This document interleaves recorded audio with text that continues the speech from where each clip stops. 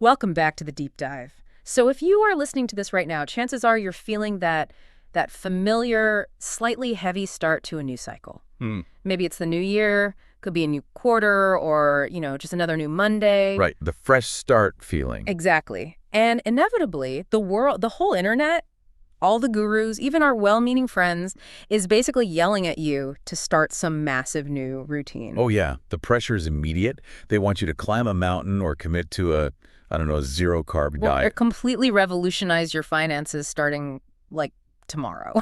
It's this constant pressure of radical reinvention, isn't it? Yeah.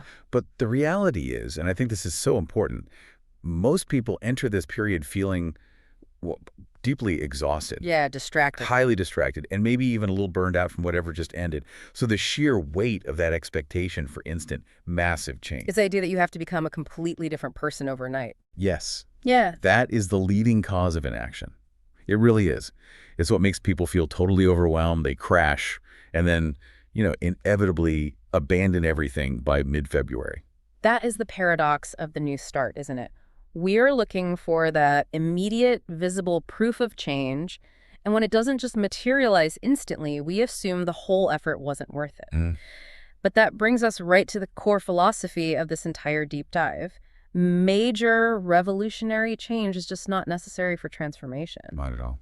The resources we're unpacking today, they all suggest something quieter, that sometimes small changes done consistently can quietly transform everything. I love that phrase, quietly transform. It's about cumulative impact, not instant perfection. It's a quiet transformation, not some loud, self-flagellating revolution. So our mission today really is to provide you, the listener, with a framework that is, well, it's immediately actionable and is non-overwhelming. Right. We've distilled 10 simple, realistic tips. They're designed to improve life across the 3 core areas: mentally, physically, and emotionally.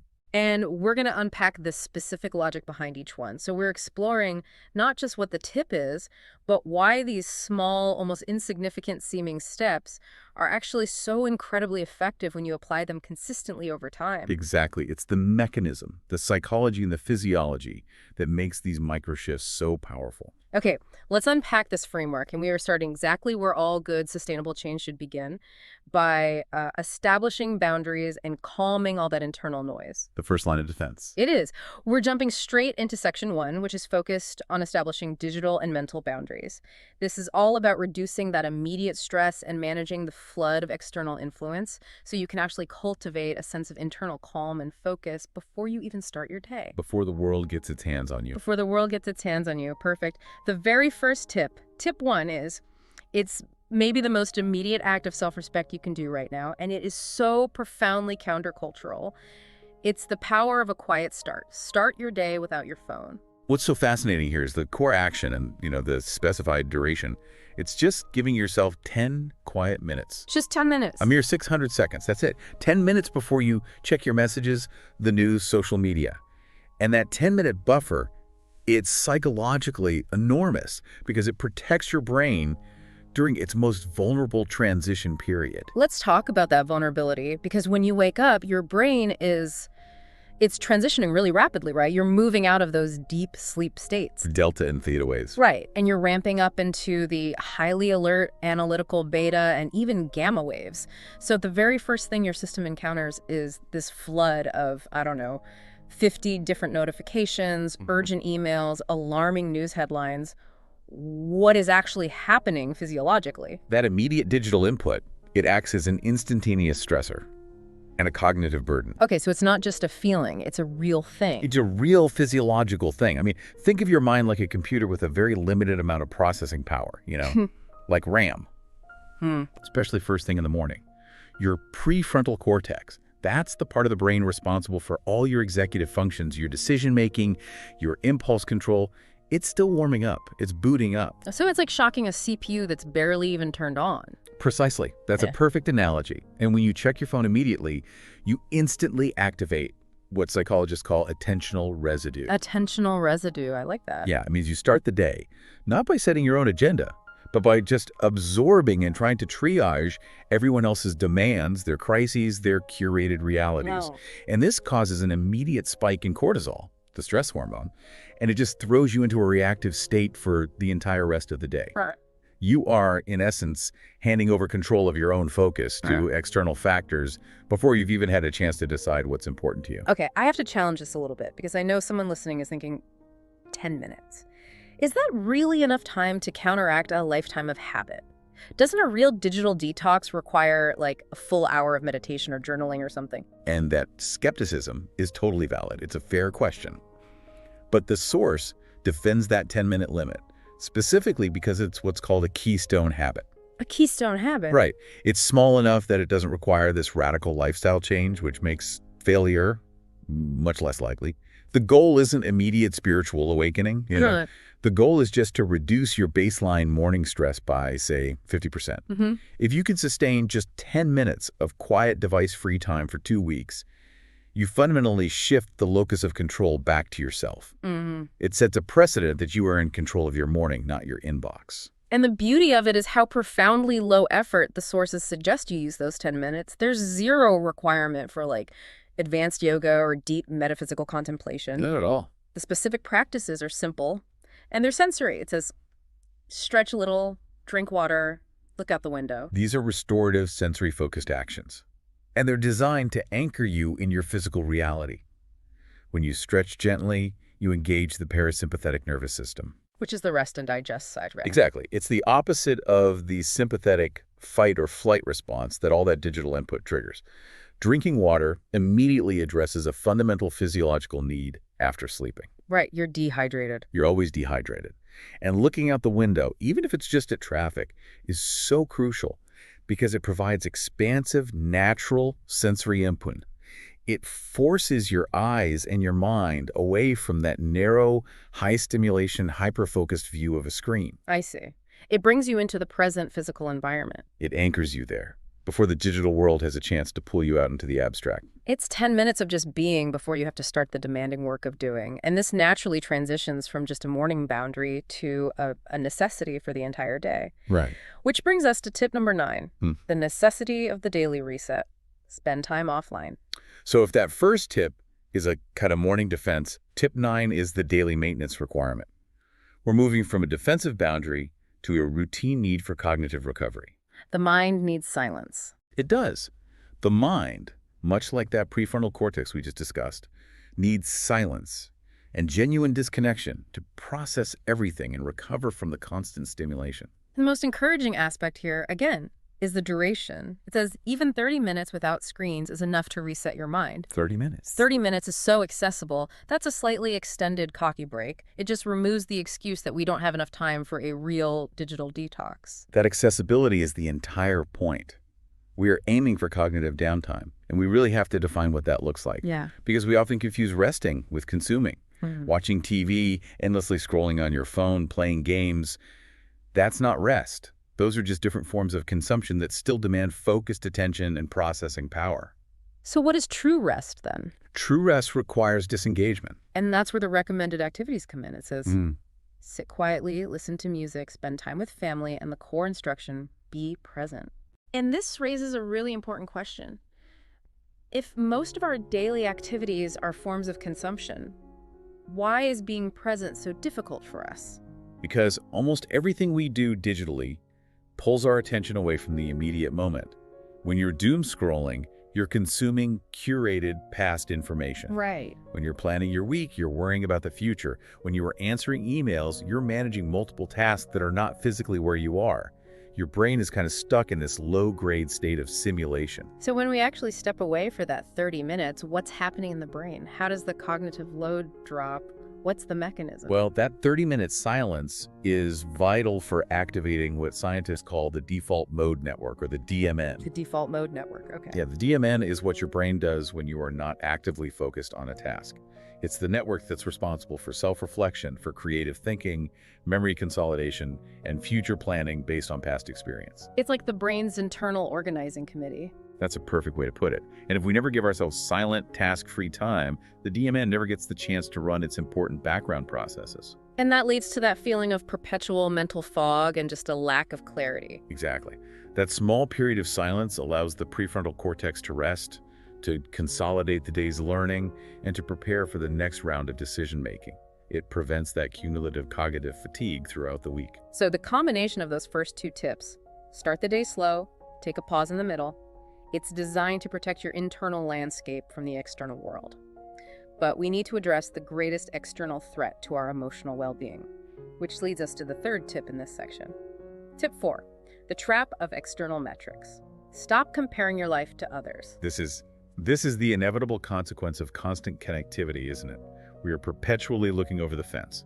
The problem is, the fence is built out of highly polished, carefully filtered glass. Yeah, and the source material is very direct about this. It calls it the trap of external metrics and states simply that social media only shows highlights, not reality. We know this. Intellectually, we all know this. We do. We know the picture took 50 attempts and the house was only clean in that one little corner. But emotionally, that knowledge doesn't stop the feeling of being inadequate, and that makes it a huge source of harm. The harm lies in the fundamental unfairness of the comparison. We use the visible, spectacular peaks of others' lives, their career successes, their perfect holidays, their effortless fitness, as a measuring stick against our own messy, complex, often mundane, and entirely private reality. We're comparing our blooper reel to their highlight reel. Yes, and mathematically that equation guarantees that we will always feel insufficient. So that critical internal thought pattern, that somehow their success is a reflection of my failure, that's what needs adjustment. The source addresses this head-on with a really powerful statement. Someone else's success does not mean you are failing, but that is extremely difficult to internalize. How do we actually practice that reframing beyond just repeating the sentence to ourselves? We have to understand the zero-sum mentality that comparison breeds.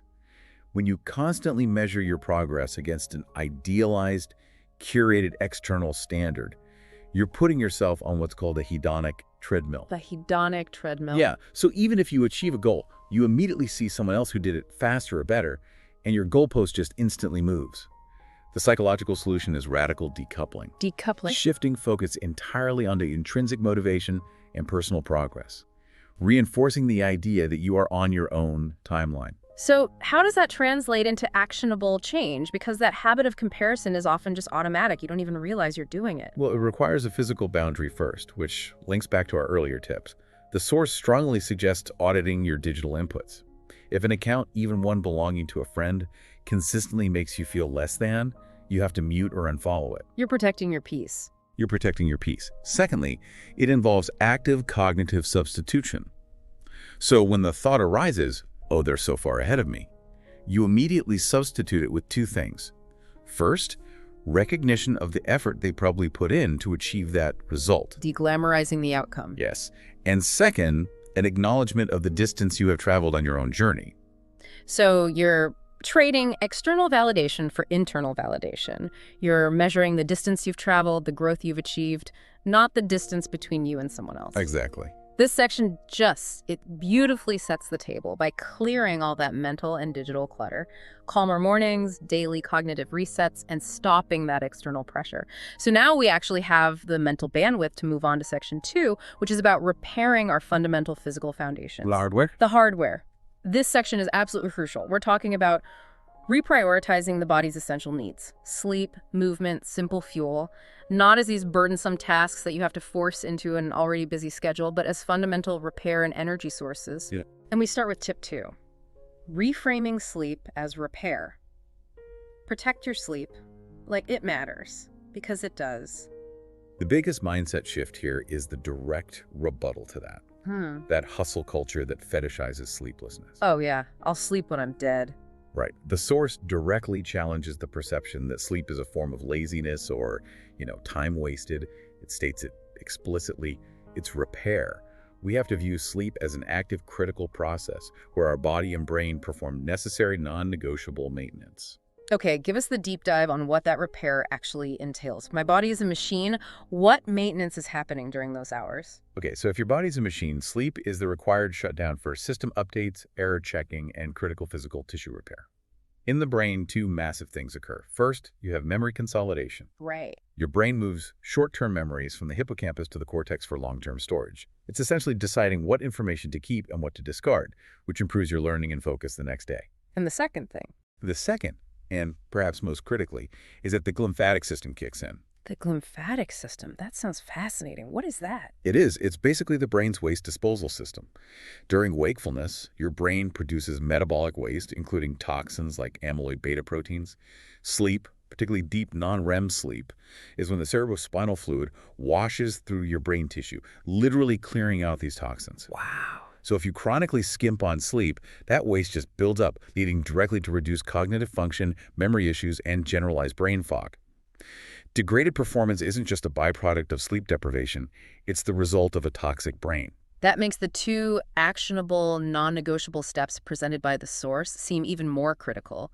And they focus purely on consistency. Exactly. The first one is trying to go to bed and wake up at the same time every day, even on weekends. Even on weekends, that's the hard part.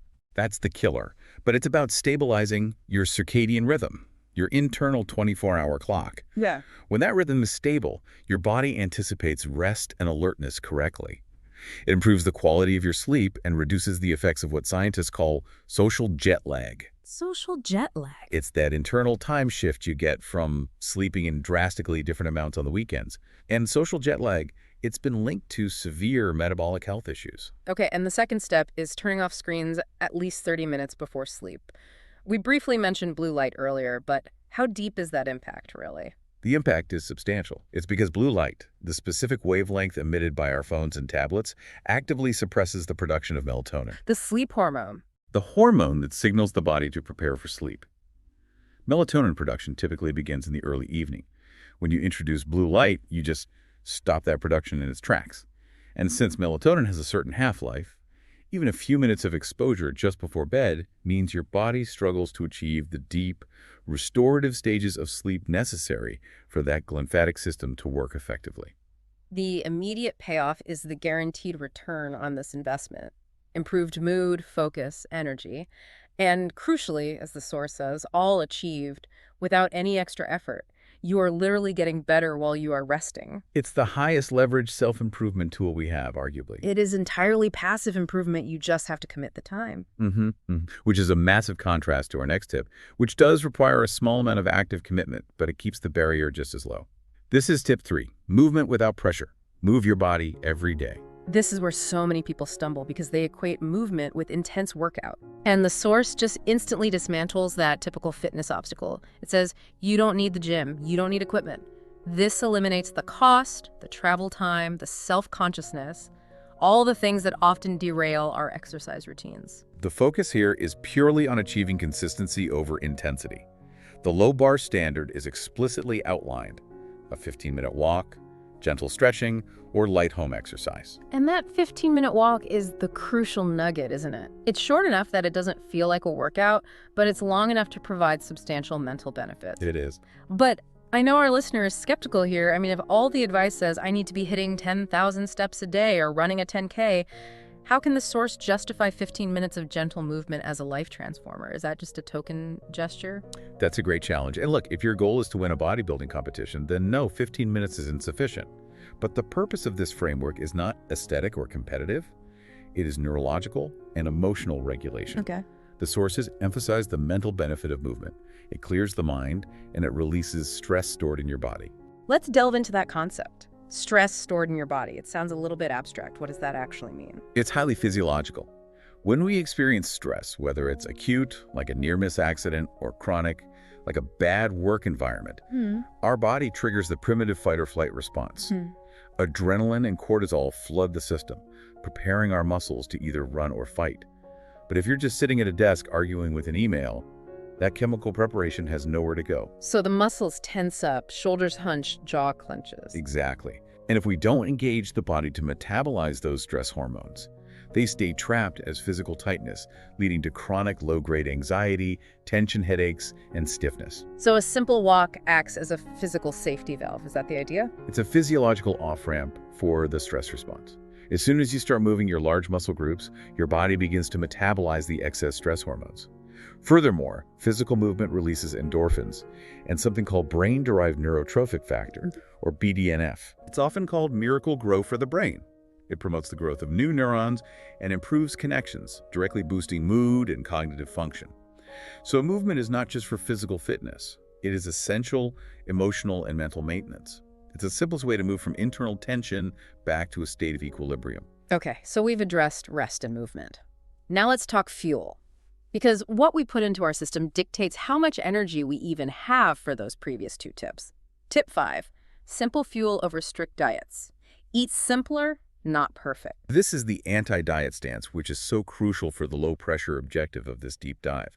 Strict diets, they almost inevitably lead to psychological backlash, guilt, and binge cycles because they focus on deprivation. Right. The source explicitly emphasizes that strict diets are not required.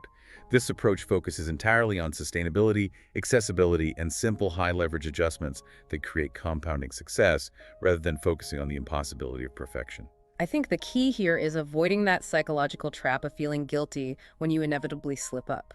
Instead of focusing on what you can't have, you just focus on what you can easily integrate. Exactly. So what are the 3 specific, simple areas for improvement that the source suggests? Okay, so the 3 easy substitutions are designed to maximize your return on minimal effort. First, more home-cooked food. And this doesn't mean gourmet meals. No, it means control. When you cook, you control the quality of the ingredients and, crucially, the amount of added sugar, excess salt, and unhealthy processed fats that are just hidden in almost all takeout and prepared foods.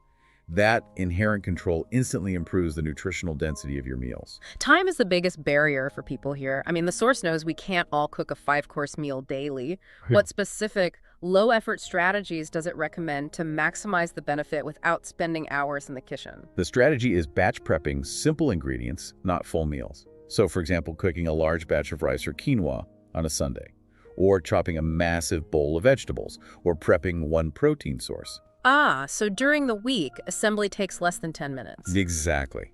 It provides the immediate benefit of controlled nutrition without that daily time investment. Okay, second easy substitution. More water. This seems almost too obvious, yet it's one of the most powerful changes, isn't it? It is powerful because chronic, low-level dehydration is incredibly common, and it dramatically impacts physical and cognitive function. Even a 1 to 2% drop in hydration levels can impair concentration, lead to brain fog, affect digestion, trigger headaches. So it's not just about being thirsty. No. Hydration is key for neuronal signaling. Increasing your water intake is perhaps the fastest, cheapest, and most immediately effective way to boost both physical energy and concentration. You are literally making your brain work faster and cleaner. And third, less processed snacks. And I noticed the phrasing again. Not no, but less. This keeps the goal realistic. This targets the sources of those quick sugar spikes and the subsequent dramatic energy crashes that often plague the mid-afternoon. Processed snacks are engineered to be addictive. They hit what food scientists call the bliss point. The bliss point. Yeah, they perfectly balance salt, sugar, and fat to maximize sensory reward and minimize satiety. So by gently reducing them, you are actually regulating your hunger and energy signals more effectively, allowing your body to run on steadier, simpler fuel sources. And the unexpected payoff listed here is so crucial. It stresses that simple food choices can improve energy and mood more than you expect. It's a foundational warp. Better fuel means better sleep, which means better capacity for movement, which leads to clearer mental focus. That all connects. We've successfully built the physical infrastructure necessary for the next section, which is all about focused action and sustainable growth. Right, putting the energy to work. So, we've cleared the mental clutter and the digital noise in Section 1, and we've reinforced our physical foundations with better sleep and movement in Section 2. Now we can finally apply that recovered clarity and energy into purposeful daily activity and long-term skill acquisition. Let's start with a tip designed specifically to counteract modern distraction and that feeling of chronic overwhelm. Tip 7, the power of singularity. Set one priority per day. The restriction here is the absolute non-negotiable key. Not 10, just 1. This directly counteracts that pervasive cultural habit of creating these massive, demoralizing to-do lists that are, functionally impossible to complete in a single day. Yeah. When you have 10 items listed as equal priorities, you effectively have 0 because decision paralysis just sets in immediately. That paralyzing mental load is exactly what we're trying to eliminate. When you look at a massive list, you spend valuable cognitive energy just deciding what to do next, debating which item is most important rather than actually doing anything. It's like a computer trying to run too many applications at the same time. Right? It just slows down. Exactly. And when you force yourself to choose only one priority, you are freeing up all that internal debate energy. The defining question is therefore the most important tool in this entire tip. Asking yourself, what is the most important thing I can do today? And that forces triage. It forces triage. It aligns perfectly with the Pareto principle, the 80-20 rule. In most cases, 20% of your efforts produce 80% of your results. This tip forces you to identify that critical 20%. But how do we define that one thing? Does the source give any criteria for distinguishing the single priority from the rest of the noise on the list? It does. It suggests evaluating tasks based on leverage and impact, not just urgency. What's urgent impact? Okay. Urgency often leads us to do small, quick, irrelevant tasks like answering easy emails or making quick calls. Leverage asks, which task, if I complete it, will make the rest of the day or the week or the whole project significantly easier, or even unnecessary? So it forces you to dedicate your maximum processing power to the task with the highest return on investment. Precise. And the rule that follows is so simple. Finish that one priority first. Everything else tackled after is framed as a bonus. This is just a profound psychological trick for managing motivation. It creates a guaranteed sense of victory before lunch. If you manage to finish your one critical priority by 11 a.m., the rest of the day is already a win. You have successfully moved the critical needle. So everything else you accomplish feels like extra credit.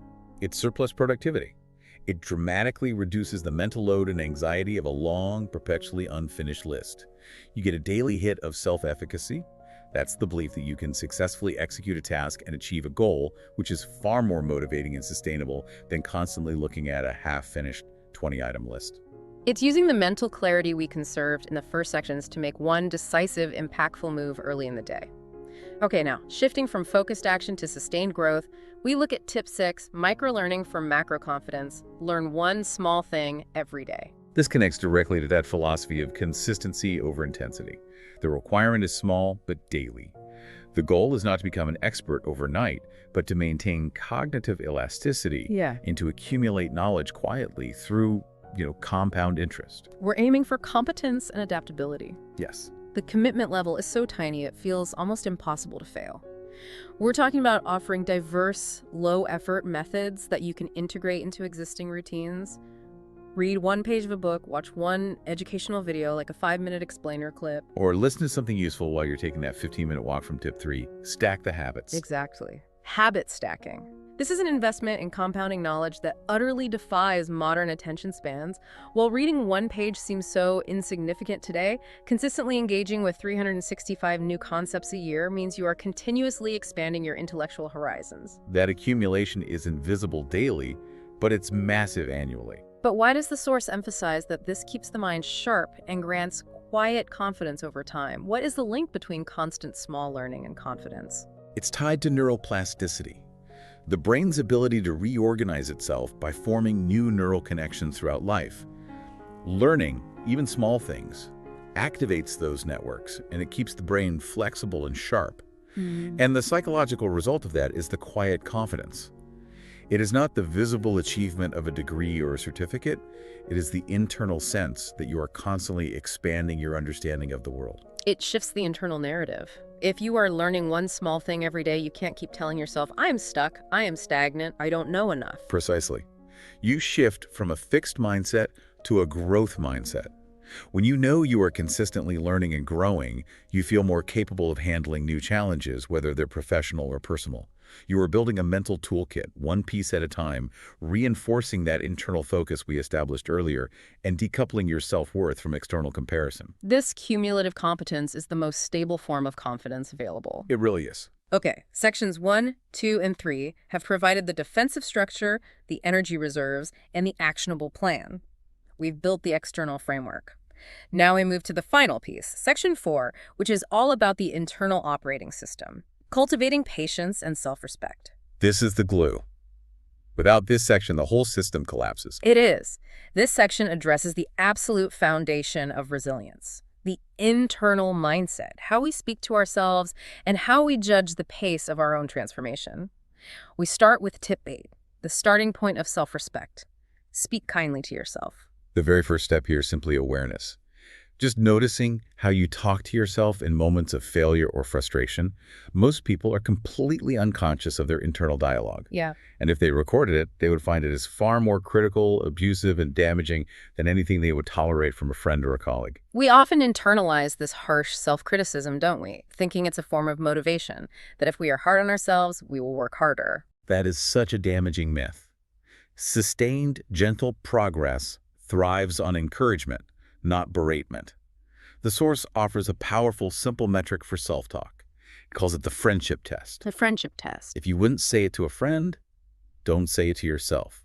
This immediately externalizes the harsh critique and allows you to judge its absurdity. If your friend was feeling down, you would never tell them they were lazy, worthless, or a failure. You would offer them patience and perspective. I realized the other day I talked to my frozen laptop more kindly. Okay, take your time, buddy. We'll figure this out. Then I talk to myself when I make a simple mistake at work. And that realization is jarring. That jarring realization is the goal. We tolerate internal abuse because we mistake self-criticism for productive action. The friendship test forces a radical cognitive reframing. The actionable requirement is simply replacing harsh thoughts with gentler ones. So it's not about eliminating the negative thought entirely. No, that's often impossible. The brain is wired for a negativity bias. But it's about immediately intervening with a softer, more realistic counterthought. So instead of, I ruined my diet, I'm a failure, the counterthought is, I had one difficult meal, but I will eat simply again for the next one. This is normal human fluctuation. This intervention is the foundation of mental health and long-term consistency. And as the source concludes, self-respect starts with self-talk. It has to.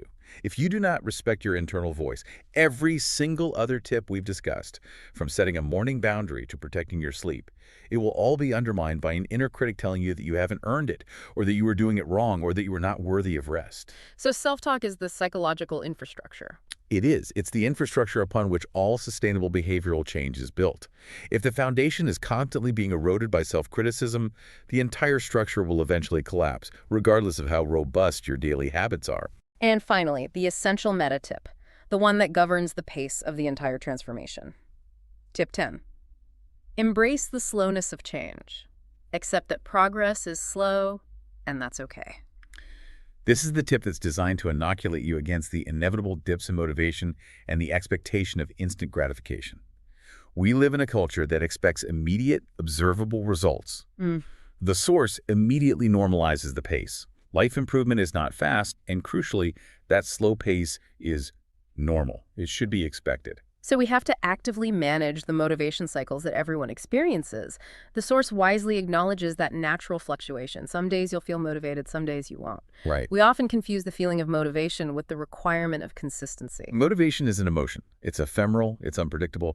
Discipline, or rather, commitment to the small action, that is the sustainable force. If you rely on intense motivation, you will stop the moment that feeling fades, which is usually within 2 weeks. Yeah. But if you rely on the principle of small, gentle consistency, you can keep going even on low-energy days because the commitment doesn't rely on a specific emotional state. The sources refer to this as the compound effect. We expect linear results. If I work hard for 10 days, I expect 10 units of visible progress. But small habits, they work exponentially. For the first 2 months, the progress is nearly invisible, maybe even frustrating. But then the gains start compounding on each other. Better sleep reinforces better focus, simple food reinforces better energy, and suddenly the results accelerate. You have to trust that invisible compounding. The only requirement then, and the source gives us a simple definition of success for this long game, is what matters is continuing, gently, patiently. And that ties the entire deep dive together. It does. The consistency of the small action outweighs the intensity of the massive, unsustainable overhaul because it is designed to survive the days when you are tired, distracted, or unmotivated. So patience is not a passive virtue here. It is an active strategy for survival. It is. It's the decision to accept a long timeline and to be satisfied with micro improvements that might only be visible to you. It means accepting that if you only manage a 5-minute walk instead of 15, that still counts as continuing. That is self-respect in action.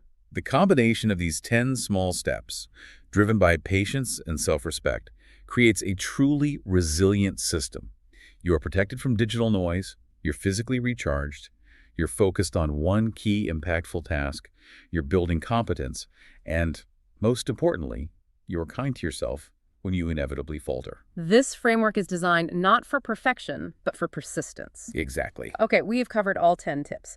A complete framework for quiet transformation designed to reduce pressure and maximize leverage. Just to give you a quick digestible recap of the whole framework, you start by establishing boundaries. Quiet mornings, going offline, stopping comparison. Then you reinforce the physical foundation. Sleep as repair, movement as stress release, and simple fuel. You apply that renewed energy to focused action. One priority and micro-learning. And finally, you govern the whole system with internal patience and kindness.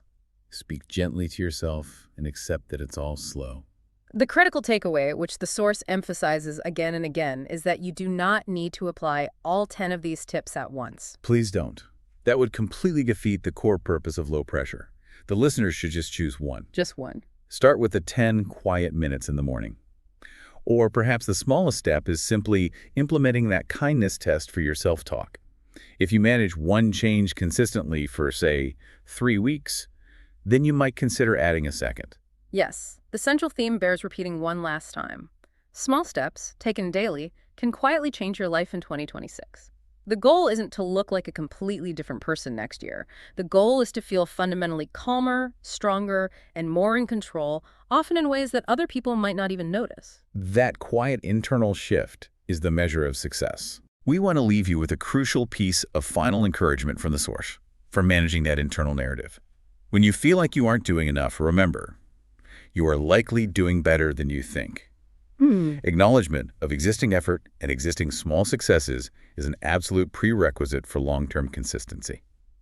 Which brings us to our final provocative closing thought. We've discussed 10 actions that are mostly invisible to the outside world: calmer mornings, reduced self-criticism, consistent microlearning, setting one priority.